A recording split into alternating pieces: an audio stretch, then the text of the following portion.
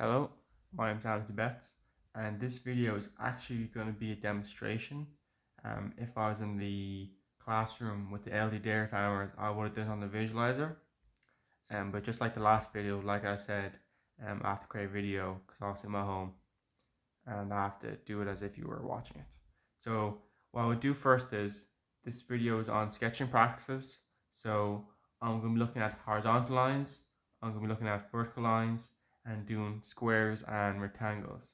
So for horizontal lines, let me first explain it and then I'll show you. You have to lock your wrists, okay, and your fingers, and you're going to be moving your pencil with your arm.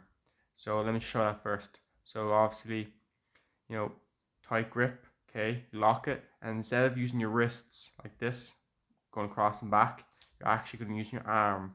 So your hand stays the same and just goes like this. So this is what you want, not this. Okay? And that the reason why is if you actually do your wrist like this, you're going to actually increase the chances of making a mistake. For example, for your horizontal line, I'm going to do it the incorrect way just so you can see, okay?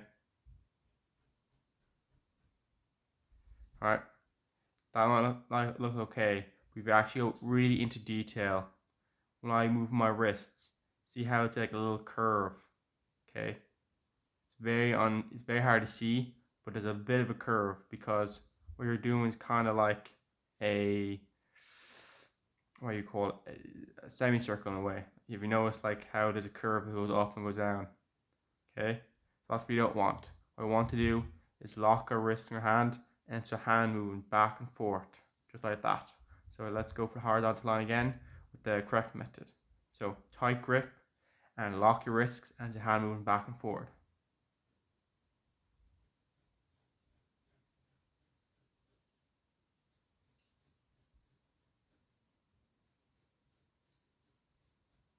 There you go. So that's much better. Okay, so we're gonna move on to now is the vertical lines. And so for the vertical lines, it's very similar to the horizontal.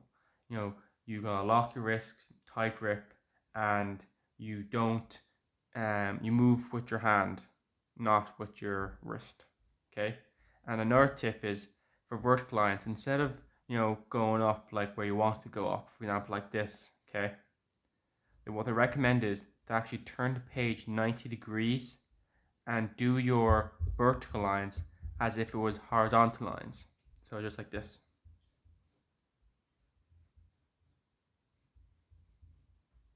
Okay. So even though I did them as horizontal lines, what I really wanted was a vertical lines, which is just like that. So that's a nice little tip you should know. So the next thing I'll look at for my sketching practices are going to be the squares and rectangles. Okay. So for squares and rectangles, it's very similar to the vertical lines, horizontal lines, because obviously square, I just did it right here. Look, this is square right here. Let me actually get a different color. Um,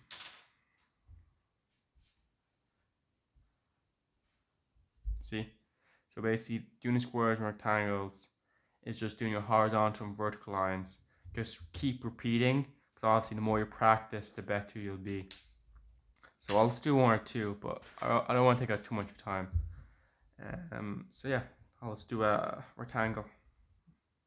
So I'm going to do a vertical line. Sorry, I'm going to do a horizontal line.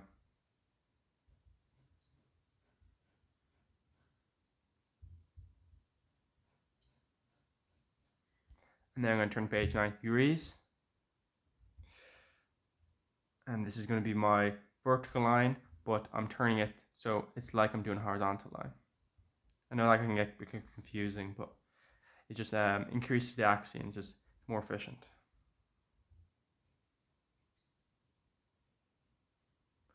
There you go. So let me just turn it back. Right there we have our rectangle. And let me just use the same highlighter just in case you can't see it on the page.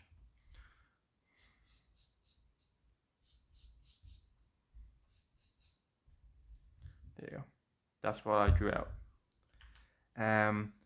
So basically do that the same thing with the squares and just keep practicing, and the more you practice, the better you will be.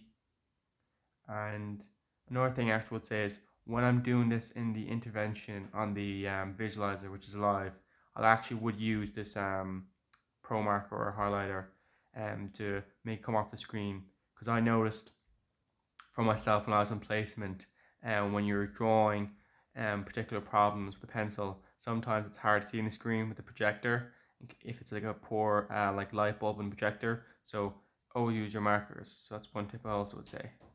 And yeah, thanks very much, and hope you enjoyed the video.